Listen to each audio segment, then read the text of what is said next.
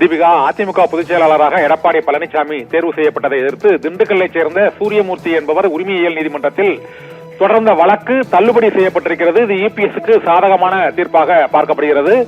அதிமுகவின் பொதுச் செயலாளராக பொதுக்குழுவில் எடப்பாடி பழனிசாமி தேர்வு செய்யப்பட்டதை எதிர்த்து உரிமையியல் நீதிமன்றத்தில் திண்டுக்கல்லைச் சேர்ந்த சூரியமூர்த்தி வழக்கு தொடர்ந்திருந்தார்.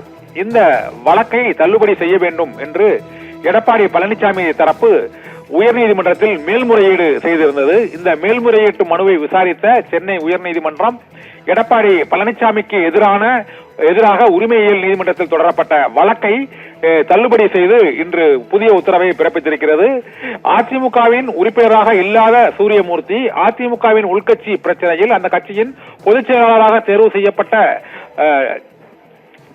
செய்யப்பட்டதற்கு எதிராக வழக்கு தொடர்வதை ஏற்றுக்கொள்ள இயலாது என்றும் அதை நிராகரிக்க வேண்டும் என்றும் இபிஎஸ் தரப்பு உயர்நீதிமன்றத்தில் வாதிட்டது. இந்த வாதத்தை ஏற்றுக்கொண்ட சென்னை உயர்நீதிமன்றம் எடப்பாடி பழனிசாமிக்கு சாதகமாக மற்றொரு மிக முக்கியமான உத்தரவை பிறப்பித்திருக்கிறது. இதனால் பொதுக்குழுவின் மூலமாக எடப்பாடி பழனிசாமி அதிமுகவின் பொதுச் செயலாளராக தேர்ந்தெடுக்கப்பட்டதை நிராகரிக்க இயலாது என்றும் அதை எதிர்த்து தொடரப்பட்ட வழக்கு மனுக்களை தள்ளுபடி செய்வதாகவும் சென்னை உயர்நீதிமன்றம் உத்தரவு பிறப்பித்திருக்கிறது. தீபிகா.